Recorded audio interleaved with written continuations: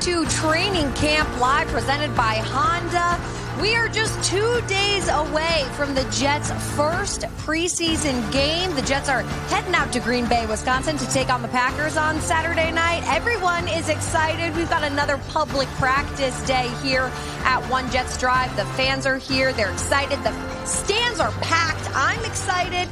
Caroline Hendershot hosting alongside Eric Allen today. Now, EA, 2 days until the first preseason game. What are you most looking forward to, and what do you think that first preseason game will look like under Aaron Glenn? Yeah, you're right about this is an exciting day. Fans back out here for the first time since Saturday, and this is the Jets' final full practice before they depart for Green Bay. They're going to have a walkthrough here tomorrow and then travel to Green Bay and face the Packers. But what we've seen this week is Aaron Glenn has had longer practices with a lot more reps, and I would anticipate that being the case today.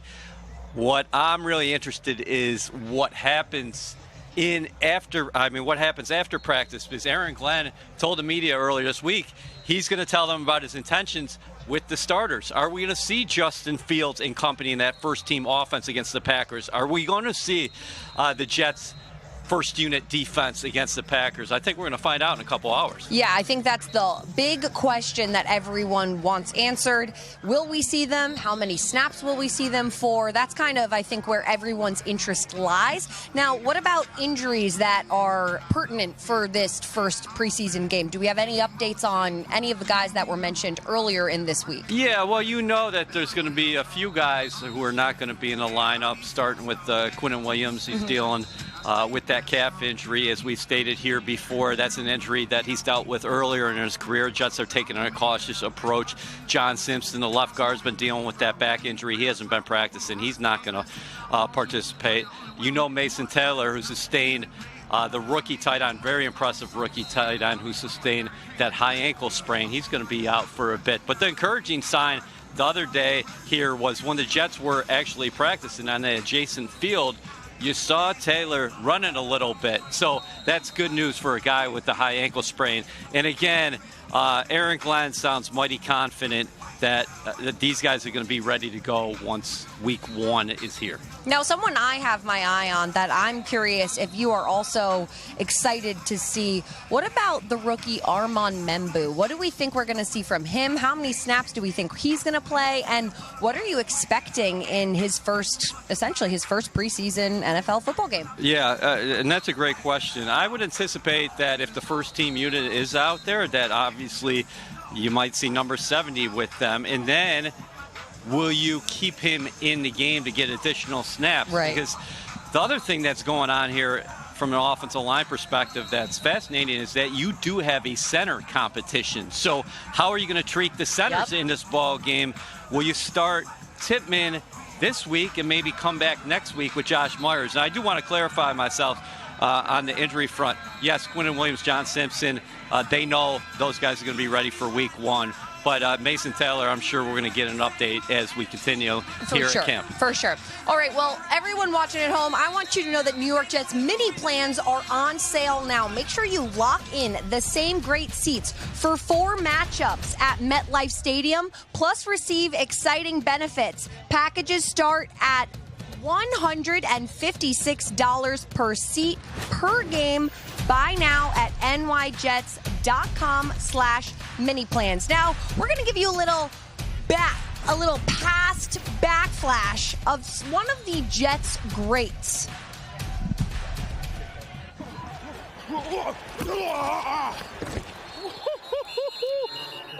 Donnie, no, I didn't. No, I didn't. No, I didn't. I just did that to you. I was trying to redirect. Woo!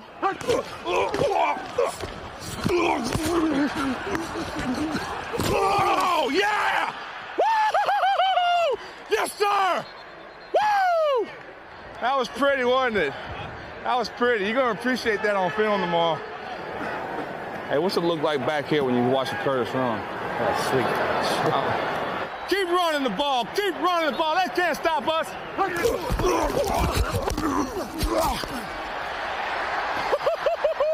Ooh, that's a thing of beauty, baby. Thing of beauty.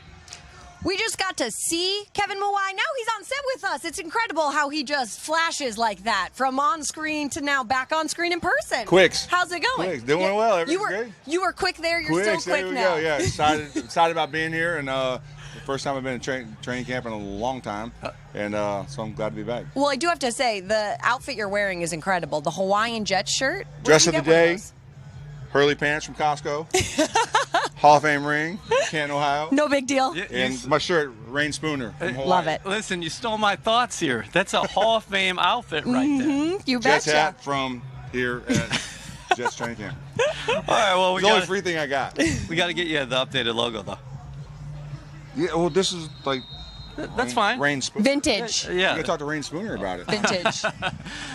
What's it been like? Because you've been back a couple days now. Yeah, Saturday was great. I mean, not Saturday, 2 days ago. Yeah, I don't even Tuesday. know what day it is. Tuesday was great. Got to see my old teammates, hang out with Jason Fabini.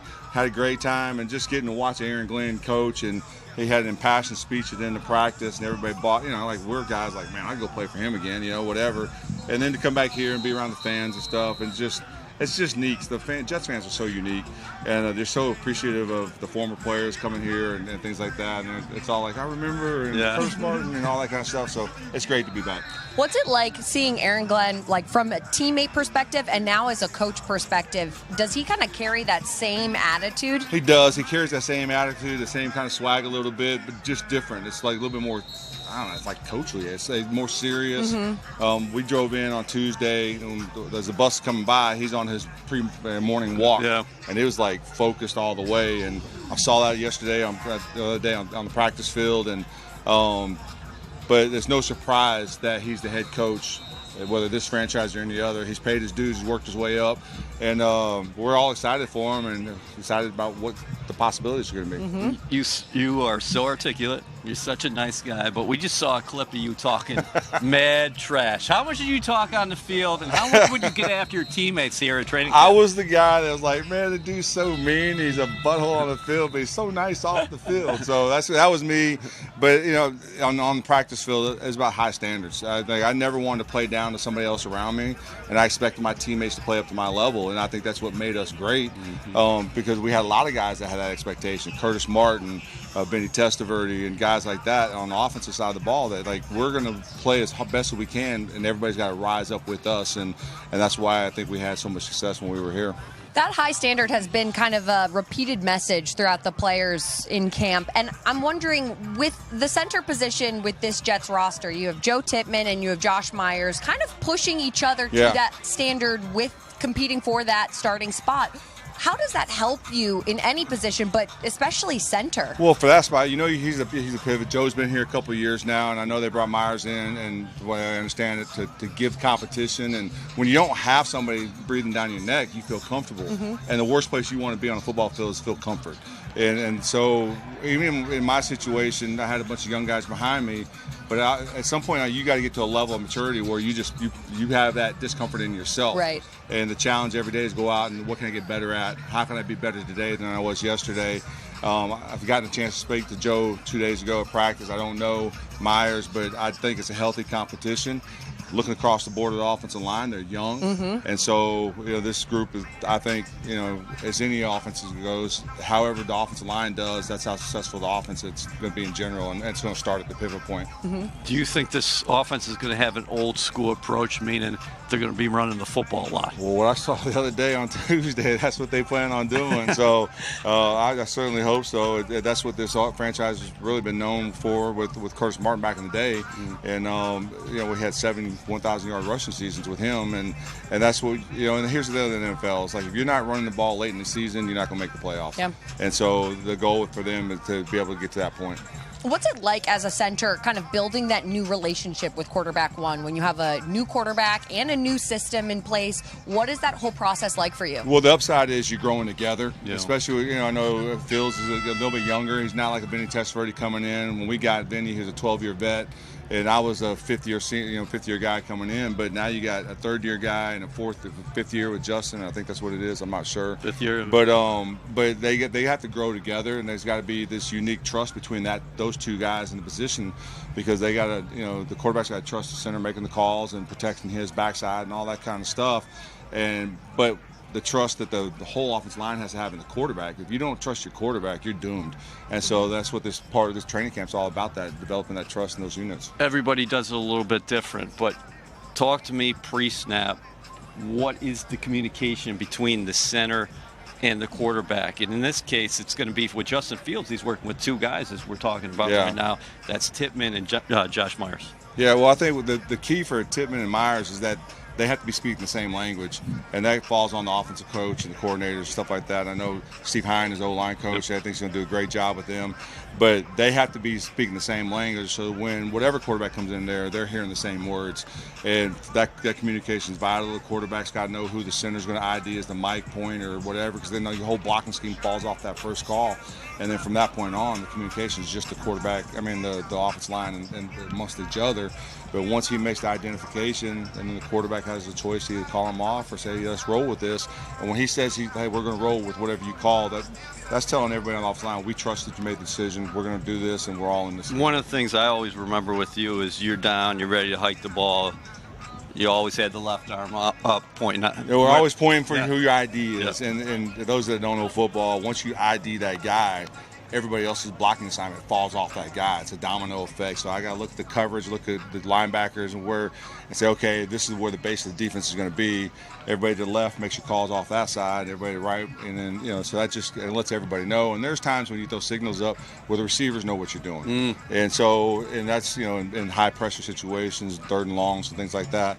So the receiver might get a signal from me, Wayne. If I gave him a signal, he'd know that he's got the hot route, and that he's going to be the safety valve for the quarterback. So there's a lot of that communication going on in nanoseconds through the course of the game. Now, I know that I speak for both of us when I say we could pick your brain all day, that Hall of Fame brain, but we're going to let you go. We're going to let you get watching practice. Thank you so much, Kevin. We appreciate it. And we just want to let all of you know at home that Jets game day is better together. We know you know that, but bring a group of 6 or more to MetLife Stadium and take advantage of preferred pricing, access to on-field experiences, and more. To book, visit nyjets.com/groups or call 973-5494-590. Now we're going to take a listen to Aaron Glenn and the progress that the back of the field with the cornerbacks and the safeties have been making throughout training camp. Listen, those guys have been doing a hell of a job. I already called B. Stevens out. I think he's probably one of our most improved players right now. You watch Sauce. Sauce is Sauce. Sauce is going to get his hands on the ball. He's going to cover well. Cisco's the guy that's going to get his hands on the ball. He probably gets his hands on the ball more than I thought he would. But he did that in Syracuse, and he's did that in the NFL as far as picking the ball off. So I'm not surprised with that. TA is doing a really good job of handling all the movements in the back end and make sure everybody's lined up. MC2 is doing a really good job at the nickel spot. The thing is, he's a really good tackler. I know people look at his size, but he's a tough guy, and he doesn't back down from anything. So even our backups, like those guys are doing a really good job too. And it all comes down, they understand exactly what we're trying to do and what we're trying to accomplish. And to me, I think that's easy. It makes it easy for defense in general for those guys to go out there and play fast. All right, we're bringing in Kyle Wilson. Kyle, thanks so much for joining us. We're excited to have you on set. How's everything going for you? Everything is awesome. Glad to be home. Yeah, of course. Now, I'm sure you're excited that Sauce Gardner, like all Jets fans, got the extension. He's back. What are you most excited about seeing from not only him, but the rest of this cornerback room? I'm just looking to see a lot of physicality, a lot of smarts, making smart plays. Everybody just doing their job. It's nice to see a lot's been going on in the building, a lot of things different, a lot quiet. And I just appreciate what's going on. I think everything that's going on was needed, and I'm just happy to be part of the family. Can you speak about the pressure coming in as a first-round pick and the situation maybe that you walked into that, hey, man, I got a Hall of Famer here in Revis. I got Antonio Cromartie, and I'm going to try to make my way. Definitely. It's just coming in, being a professional. So you come in, you do your job. Now he's taking a leadership role, so leading others, Just doing the little things, covering the details. And, when you do all the little details right, your success is going to be a byproduct. Do you remember that first training camp? Because we were just talking about that. That was back with the real tour days. Right. So that was a long time ago. Things are a lot different. But, with anything, you adapt and adjust. But that training camp was awesome just to get to know the players, get to know the language, and overall just your first building blocks for the season. I've heard a lot of that sentiment of the back when the real two-a-days were happening from some old alums now, and that keeps cracking me up. But I want to kind of touch on the versatility aspect. We have a lot of versatile DBs, including Isaiah Oliver, who's played a couple different positions, Michael Carter II. How does that versatility translate and just kind of benefit you in all aspects in the backfield? Definitely. It just continues to put them in a better spot. So being available to play more positions, play more techniques, it's only going to help out with the team. But you can only do as much as the team can do together. So playing different positions, showing different things, all on a string. All those come from practice. All those come from coaching. All that comes from being on the same page. And when everybody's on the same page, you're very hard to stop. We just heard Coach Aaron Glenn talk about Michael Carter, that saying he's not the biggest guy, but he comes out and he covers, and he's a really good tackler. Can you talk about playing in the middle of the field and how much traffic there is and how much you have to do as far as your responsibilities are concerned? Definitely. Playing in the middle, nickel and stuff is very tough. You play a lot of different techniques. Sometimes you have corners that get the right of way, so you have to play multiple techniques, off, catch, press, a little bit of everything. You have to be very competitive. You have to be very smart. You have to do a lot of different things they ask you to do. A little bit of everything. You're in control of some of the calls. But overall, I would say you just have to compete. And it's a tricky position, but the one who competes the most will always favorable and be on top. Now, for those who maybe aren't as familiar, when you are a rookie and you are playing your first preseason game, which some of these rookies are going to be playing in 2 days, how is that transition from OTAs to then training camp to then that first real full-speed preseason game? I think it's awesome. So, the first thing, that's where you get your first live look. So before that, right, coaches and stuff are going to say, hey, it's going to happen like this. It might happen like that, but then you get the first action of, this is why we practice. These are situation scenarios. And then you go in a game and you can see like, oh, we went over some of this in practice. This situation came up and we were prepared this way. And now you have those experiences to go back on. You come back to practice and then you kind of continue to get better. But the thing is, you don't have so much time to I have all the time in the world to wait. Right. You have to be very fast. You have to understand what went wrong, and then you have to fix it.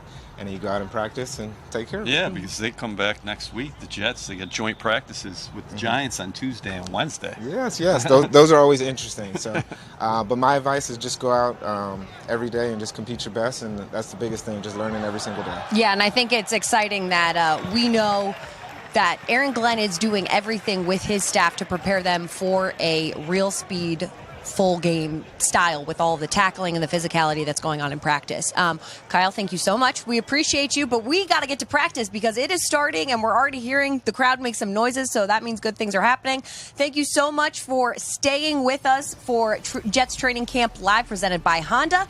We are going to see you on Saturday night when the Jets play the Packers. Excited for Green Bay, Wisconsin. Thanks so much. We'll see you then.